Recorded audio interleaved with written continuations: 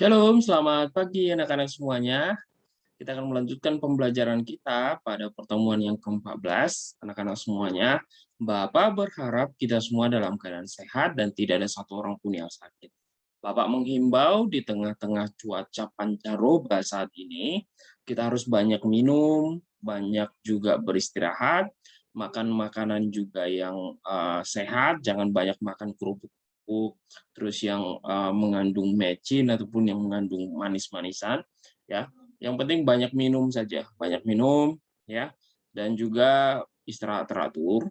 Supaya apa? Supaya di tengah-tengah pancaroba cuaca saat ini kita tetap fit dan tetap dalam keadaan sehat. Anak-anak sekalian, kita akan melanjutkan pembelajaran kita, ya. Tetapi sebelumnya Bapak mengajak kalian untuk berdoa bersama. Mari anak-anak, lipat tangannya kita berdoa bersama. Bapa dalam sorga, kami berterima kasih dan bersyukur atas kebaikan Tuhan dalam hidup kami. Tuhan Yesus, hari ini kami akan melanjutkan pembelajaran kami dalam ruang kelas jarak jauh pendidikan agama Kristen. Tuhan berkati kami untuk mengerti dengan baik pelajaran kami, terlebih melakukannya dalam kehidupan kami. Terima kasih ya Tuhan, berikan kami kesehatan, orang tua kami kesehatan, guru-guru kami, dan teman-teman kami kesehatan. Dalam nama Tuhan Yesus kami berdoa. Amin. Anak-anak sekalian, kita akan melanjutkan pembelajaran kita ya pada bab yang baru. Perhatikan pelajaran kita hari ini adalah keluargaku hidup rukun. Sudah diperhatikan anak-anak semuanya? Keluargaku hidup rukun, dan bacaan Alkitabnya dari Mazmur 133 ayat 1 sampai 3 yang menceritakan tentang betapa indah dan betapa baiknya jikalau saudara-saudara diam duduk dengan rukun. Artinya, keluargaku hidup rukun dengan landasan Alkitab Mazmur 133, kita akan melihat dan pelajari selanjutnya bagaimana kerukunan itu sangat indah, bagaimana kedamaian itu sangat indah. Dan yang paling penting, bagaimana kita mampu menciptakan kerukunan di tengah-tengah keluarga. Tentunya anak-anak sekalian tidak asing lagi dengan lagu ini. Lagu apa itu? Ini lagunya anak-anak sekalian. Ini dia. Satu-satu aku sayang ibu, dua-dua aku sayang ayah, tiga-tiga sayang adik kakak, satu, dua, tiga sayang semuanya. Sering sekali anak-anak kita hanya tahu menyanyikan lagu ini, tetapi tidak dengan baik melakukan apa yang dijelaskan di dalam lagu ini. Ya, sering sekali kita hanya mengatakan aku sayang ibu, aku sayang ayah, sayang adik kakak, sayang semua, tetapi tidak pada kenyataannya kita menyayangi ayah, menyayangi ibu, dan menyayangi adik kakak. Dan bagaimana caranya kita supaya sedemikian lagu itu menjelaskan tentang kita menyayangi ayah ibu, itu kita lakukan dengan baik. Dan Bapak akan membacakan dengan lengkap kepada kita semuanya Mazmur 133 ya. Mazmur 133 ayat 1 sampai 3. Didengarkan anak-anak sekalian. Persaudaraan yang rukun. Nyanyian ziarah Daud. Sungguh alangkah baiknya dan indahnya apabila saudara-saudara diam bersama dengan rukun. Seperti minyak yang baik di atas kepala meleleh ke janggut, yang meleleh ke janggut Harun dan ke leher jubahnya. Seperti embun gunung Hermon yang turun ke atas gunung-gunung Sion. Sebab pesanlah Tuhan memerintahkan berkat kehidupan untuk selama-lamanya. Pada intinya, anak-anak sekalian, apabila tercipta sebuah kedamaian, sebuah kerukunan di dalam keluarga kita, itu alangkah baiknya dan indahnya. Dan dikatakan oleh ayat Alkitab ini dari Mazmur 133 ayat 1 sampai 3 ini, ketika ada kedamaian, kerukunan di dalam keluarga, maka berkat-berkat Tuhan akan diarahkan ke dalam rumah kita. Artinya, ketika kita bisa hidup rukun damai di dalam rumah dengan orang tua, dengan kakak, dengan abang, dengan adik, maka berkat-berkat Tuhan akan turun atas rumah. Tetapi, jikalau sebaliknya, Jikalau rumah kita tiap hari gaduh, tiap hari ribut, tiap hari berantem antara ayah dengan ibu, antara ayahnya dengan anaknya, antara ibunya dengan anaknya, tiap-tiap hari ribut terus, maka berkat Tuhan pun akan menjauh dari keluarga yang demikian. Dalam pengantar pembelajaran kita dikatakan, adakah kegiatan yang kamu lakukan bersama dengan keluargamu? Tentu ada. Setiap hari kita tidak mungkin lepas dari keluarga. Sebagai contoh, seorang anak tidak mungkin bisa hidup sendiri tanpa bantuan orang tua ataupun tanpa dicukupi kebutuhannya oleh orang tua. Ya, tidak ada seorang anak yang bisa hidup sendiri tanpa orang tua. Karena apa? Karena anak itu selagi dia belum dewasa, maka dia menjadi anak yang selalu bergantung sepenuhnya kepada. Sehingga tidak mungkin seorang anak mengatakan, aku tidak pernah melakukan apa-apa dengan ibuku.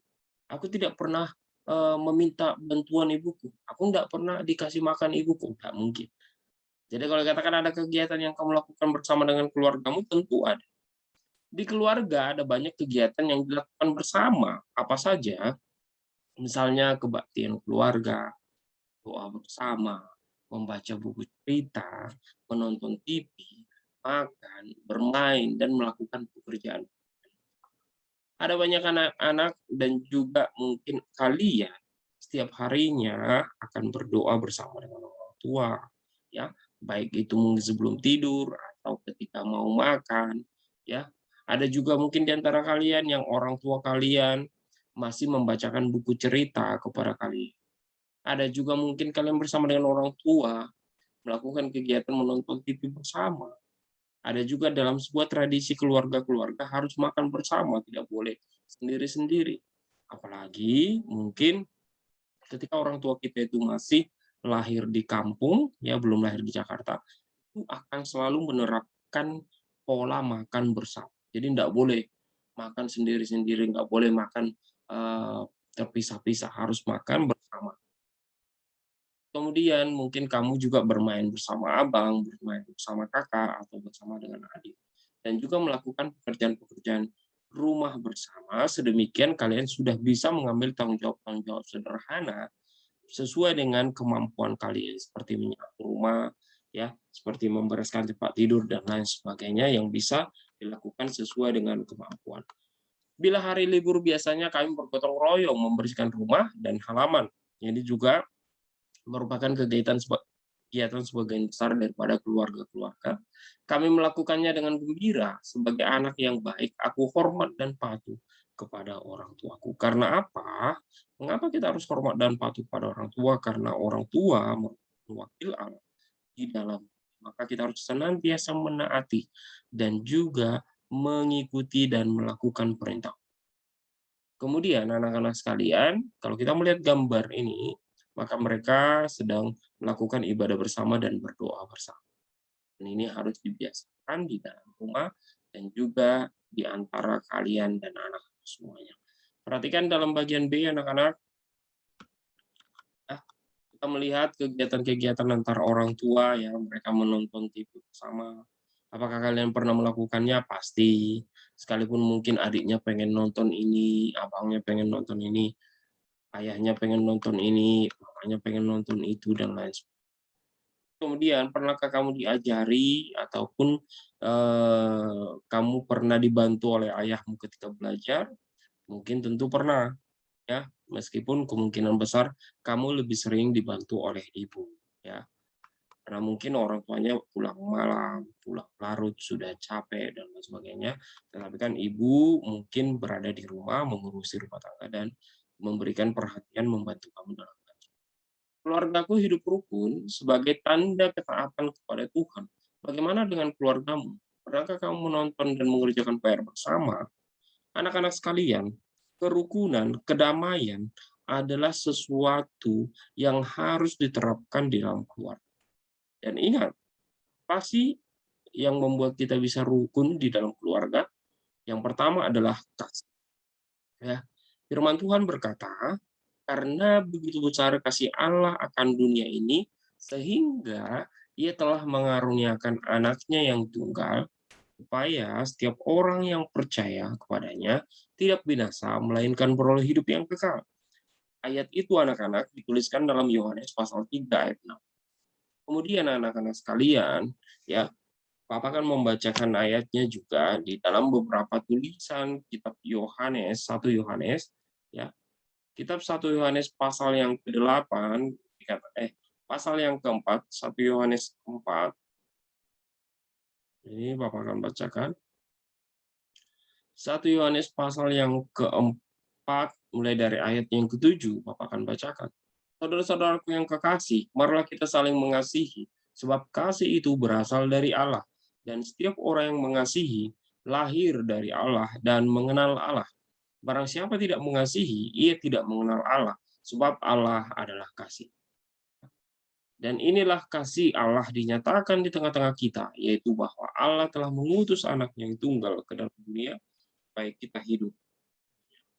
Anak-anak sekalian, perlu diperhatikan bahwa satu sikap yang akan menciptakan sebuah kerukunan di dalam keluarga adalah memiliki sifat dan memiliki sikap.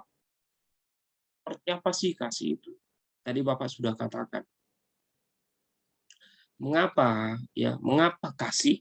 Karena dikatakan dalam ayat ini, 1 Yohanes pasal 4 ayat yang ke-7, saudara-saudaraku yang kekasih, marilah kita saling mengasihi, sebab kasih itu berasal dari Allah. Dan setiap orang yang mengasihi, lahir dari Allah dan mengenal Allah.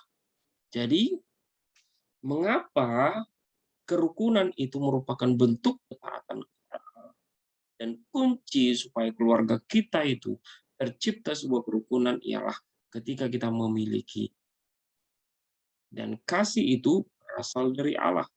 Dan oleh sebab itu dikatakan ayat Alkitab ini, siapa yang mengenal Allah, dia harus mengasihi. Dan kita juga anak-anak sekalian mendapatkan keselamatan dari Allah itu karena kasih Allah yang besar yang dijelaskan dalam Yohanes pasal 3 ayat 16. Maka dengan demikian firman Tuhan juga mengatakan, aku mengasihimu. Maka dengan demikian kamu juga harus mengasihi sesamamu. Firman Tuhan mengatakan, kasihilah Tuhan Allahmu dengan segenap hatimu, dengan segenap kekuatanmu, ya. Tetapi hukum yang sama dengan itu, kasihilah sesama manusia seperti dirimu. Dan demikian anak-anak sekalian, mengasihi itu seperti apa sih? Ya, kita akan melihat mengasihi itu dalam 1 Korintus pasal yang ke-13. Anak-anak sekalian, 1 Korintus pasal yang ke-13 mulai dari ayat yang ke-4. Dikatakan, supaya tercipta kerukunan di dalam keluarga, maka kamu harus memiliki sifat kasih, sikap kasih. Dan sikap dan sifat kasih itu ditunjukkan seperti contoh-contoh yang Bapak akan bacakan dari 1 Korintus pasal yang ke-13 ayat yang ke-4 sampai ayat yang ke-7. Dikatakan, kasih itu sabar. Maka supaya tercipta kerukunan di dalam keluarga, di dalam rumah kita, maka yang pertama yang harus dimiliki ialah karena mengasihi itu harus sabar. Jadi ketika anak-anak dengan abangnya, dengan adiknya, ya, kamu merasa tidak adil, kamu merasa ketika kamu bermain, kamu digangguin, ketika kamu punya sesuatu, ya, adikmu harus mengambil semua yang kau miliki. Ketika kamu mau makan sesuatu yang kamu suka, abangmu merampoknya, mengambilnya. Gitu. Sabar, ya, karena kasih itu sabar. Yang kedua, kasih itu murah hati. Artinya di dalam rumah antara abang, adik, orang tua, ibu, ayah, ibu, dan anak itu harus saling murah hati. Murah hati itu ialah bisa diartikan sebagai seseorang yang mau menolong, suka menolong. Ia tidak cemburu, ya, tidak cemburu-cemburuan ketika mungkin adikmu dibelikan sepatu baru sama orang tua, ya. Padahal kamu bisa melihat kenapa dia dibeli sepatu baru, karena memang sepatunya sudah rusak. Tetapi kamu pengen juga dibelikan yang baru. Tentu itu adalah sifat cemburu. Ia tidak memegahkan diri, ya. Dia tidak merasa paling hebat dan dia tidak sombong. Ia tidak melakukan yang tidak sopan, ya. Mengasihi itu berbicara yang sopan. Dia tidak mencari keuntungan diri sendiri, dia tidak mau menang sendiri. Dia tidak pemarah, ya, tidak pemarah, dia itu tidak suka marah dan tidak pendendam. Dia tidak menyimpan kesalahan orang. Dia tidak bersukacita karena ketidakadilan. Ketika kau mungkin kau melihat sebuah ketidakadilan, ya, kamu abangmu dikecewakan, abangmu dicurangi, maka kamu tidak boleh berbahagia. Ada orang lain berbahagia atas penderitaan orang. Yang selanjutnya, tetapi bersukacita karena kebenaran. Dia sangat senang kalau ada kebenaran. Dia menutupi segala sesuatu, percaya segala sesuatu, mengharapkan segala sesuatu, sabar menanggung segala sesuatu. Jadi anak-anak sekalian, kunci yang paling besar untuk kita bisa menciptakan sebuah kerukunan dalam keluarga ialah memiliki kasih. Oleh karena itu anak-anak sekalian, Bapak meminta kepada kalian satu hal. Bapak meminta kepada kalian, kalian bisa melakukan kasih di dalam rumah, menerapkan apa yang dijelaskan dalam 1 Korintus pasal 13 ayat 4 sampai 7. Kasih seperti apa kasih itu? Supaya menciptakan sebuah kerukunan di dalam. Anak-anak sekalian, dalam pengantar pembelajaran kita hari ini dan pembacaan beberapa ayat Alkitab kita hari ini, maka kita menjadi anak-anak yang bertanggung jawab juga untuk menciptakan kerukunan, kedamaian dalam. Oleh karena itu, Bapak meminta kalian untuk menuliskan sebagai tugas, ya. Bapak minta kalian untuk menuliskan beberapa ayat Alkitab. Yang pertama, Bapak meminta kalian untuk menuliskan ayat Alkitab dari 1 Yohanes pasal yang keempat ayat 7 dan 8. Yang kedua, Bapak minta kalian untuk menuliskan ayat Alkitab dari Yohanes pasal 3 ayat 16. Ya. Kemudian, anak-anak sekalian, Bapak meminta kalian untuk menuliskan ayat Alkitab, ya, ayat Alkitab dari 1 Korintus pasal yang 4, 1 Korintus pasal 13 ayat yang keempat. Jadi tugas kita menuliskan tiga bagian ayat Alkitab dari yang pertama 1 Yohanes pasal 4 ayat 7 dan 8, yang kedua Yohanes 3 ayat 16, yang ketiga ialah 1 Korintus pasal 13 ayat yang keempat. Oke anak-anak sekalian, sampai di sini pembelajaran kita dalam pengantar pembelajaran tentang kerukunan dalam keluarga. Mari kita berdoa. Terima kasih Bapa dalam surga, hanya kepadamu kami serahkan seluruh kehidupan kami, jadikan kami ya Tuhan menjadi anak-anak terang yang membawa kedamaian di dalam keluarga kami. Biar kiranya Tuhan, berkat-berkat Tuhan itu mengalir atas keluarga kami, kami mendapatkan sebuah kedamaian dan kerukunan dalam keluarga. Terima kasih Bapa dalam surga, berkati orang-orang kami kasihi, orang tua, guru-guru, dan teman-teman. Dalam nama Yesus kami berdoa. Amin.